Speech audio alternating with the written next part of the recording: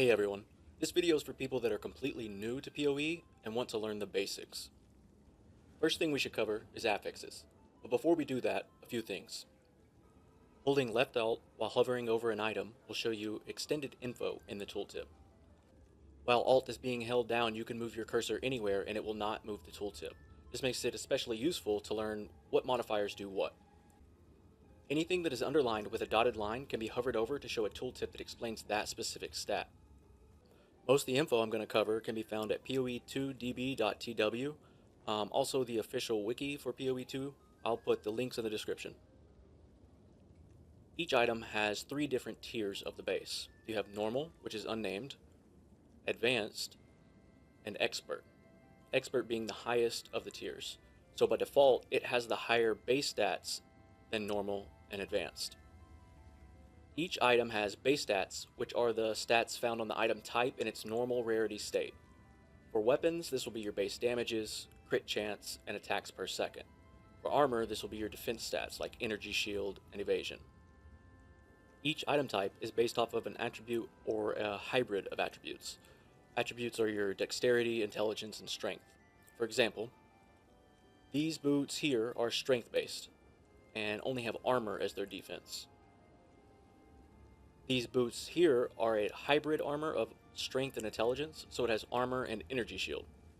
And then these boots here are based off of dexterity and have just evasion.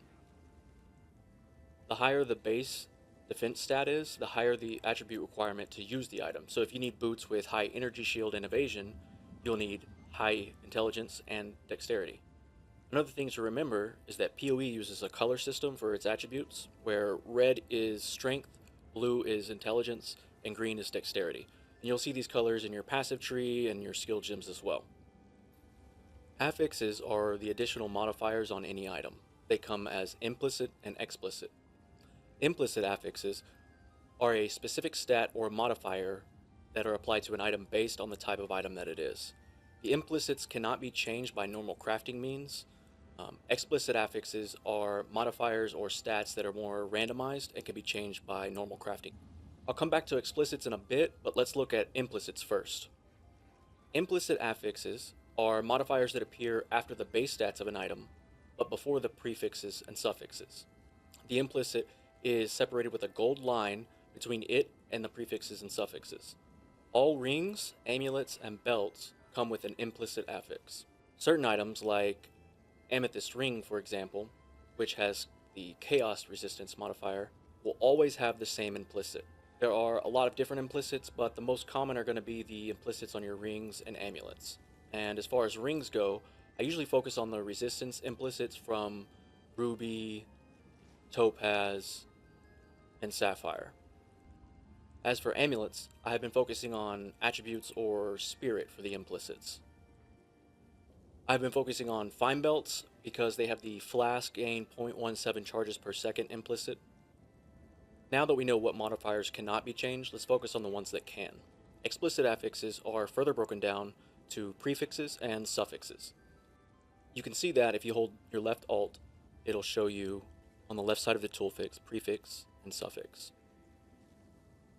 Most modifiers can only be a prefix or a suffix, not both. There are a few exceptions to this, but for now let's focus on the normal stuff. Each piece of your gear, excluding uniques, can have up to 3 prefixes and 3 suffixes.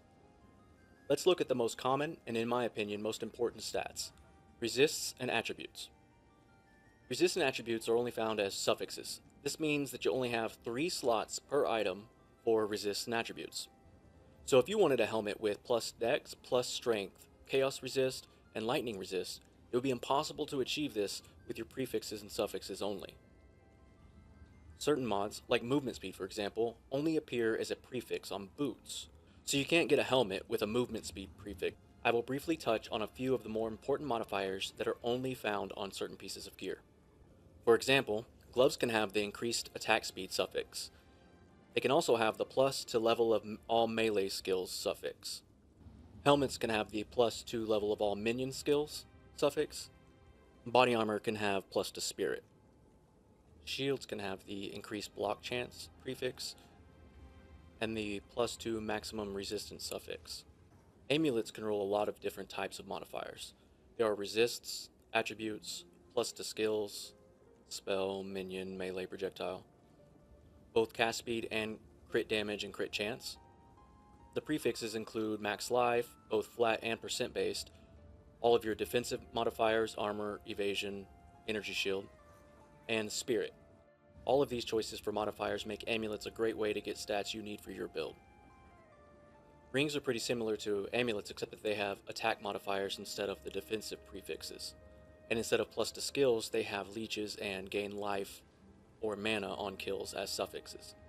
Belts specialize in flask and charm modifiers. They can also have resist and plus strength suffixes. Belts are also how you get additional charm slots. One of the easiest ways to improve your gear is by upgrading the quality of your gear. When you improve the quality of your armor, gloves, boots, helmet, and weapons, it increases the base stats of the item. If I improve the quality of this helmet, it increases the energy shield. And if I improve the quality of this weapon, it increases the base damage. It takes less currency to improve the quality of a normal item than it does a magic item, which takes less than a rare item. If you noticed, before I improved the quality of this helmet, the color of the number in the tooltip was white, but now it is blue. This is to show you that it is modified by another modifier on this item. In this case, the quality. This also happens if your armor has an increase to your defensive stat for a prefix. Rings and amulets have a different way to improve quality that allows you to choose what stat group you want to improve.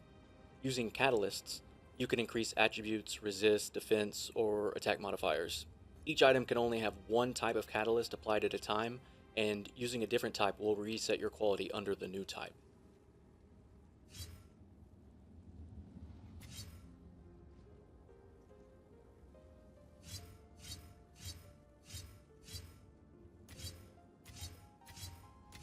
Improving your flask quality will increase the amount of life or mana recovered when you use it.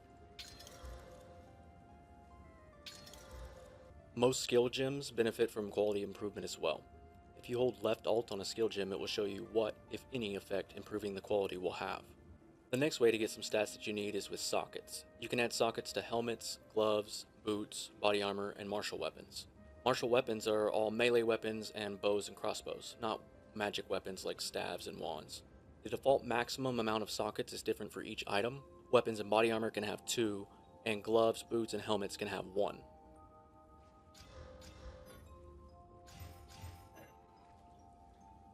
You can place runes and or soul cores in an empty socket for extra modifiers. These modifiers show up below the base stats and above the implicit and have a light blue color instead of a normal dark blue.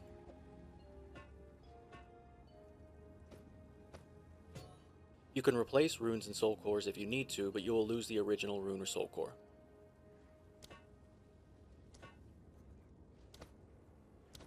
You are also able to instill your amulet using distilled emotions to add a notable from the skill tree. Notables are the bigger nodes on the passive skill tree. If you hold Alt on one of these nodes, it shows you the distilled emotions you need to instill this notable on your amulet. Make sure you pay attention to the order that the distilled emotions are placed because this actually matters. This is useful if there's a notable node you need for your build that's on the other side of the tree.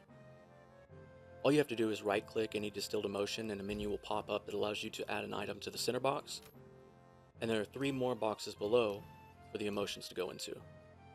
Remember that the order that they go in matters. I'm not going to be covering crafting in this video. I will be releasing one on it soon.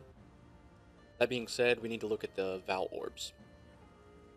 If you read the tooltip of the Val Orb, you will see that it says it will modify an item unpredictably and corrupt it. The key word here is unpredictably. Like with most things in PoE 2, it all comes down to RNG. Val Orbs have the ability to add corrupted implicits and additional sockets to the item if it is socketable. Corrupted implicits are implicits that are only obtainable by corrupting an item and getting lucky. There are currently over 100 corrupted implicits that can be added to an item. You can find a full list of these on PoE2DB or the official PoE2 wiki. On the passive tree, there are nodes that you can take that allow you to socket a jewel into them. Jewels have specific affixes that they can have just like your other gear, but also have the ability to have modifiers that are really difficult to find elsewhere. Again, you will notice the color coding system of blue is intelligence, red is strength, green is dex. Generally, you would use the jewel of your highest or main attribute. Some of the unique jewels have extremely powerful modifiers that are a whole other level of complexity that I won't go over in this video. I've been talking about all these affixes and not mentioning any of the numbers, so let's take a look at the tiers of the modifiers. Holding left alt on the item will open the tooltip for it, and if you notice beside each affix there will be a tier number or a U. U is for unique modifiers found on unique gear because they do not have tiers and they'll always have the same modifiers. The main thing you want to know is that the bigger the tier number, the better. Bigger number, better person. We will use the lightning resistance suffix found on boots to explain tiers a little better. Each tier can have a value from a number to a number. So tier 1 lightning resistance can have 6 to 10% resistance. Tier 2 can have 11 to 15%. Tier 3 can have 16 to 20%, all the way up to Tier 8, which can have 41 to 45. It's important to know that the highest tier an item can have is based on its item level. This means that an item with an item level of 80 cannot roll a Tier 8 lightning resistance, because Tier 8 is only available on item level 82 items. Remember that item level does not equal the level required to use the item. If you hold left alt and look at the top of the tooltip beside the name of the item, it shows you the item level. Now that you understand the basics of what modifiers items can have, it'll be a lot easier for you to find or craft the items that you need for your build. That's going to be all for this video. Be sure to keep an eye out for the next video where I explain gems and the passive tree in more detail.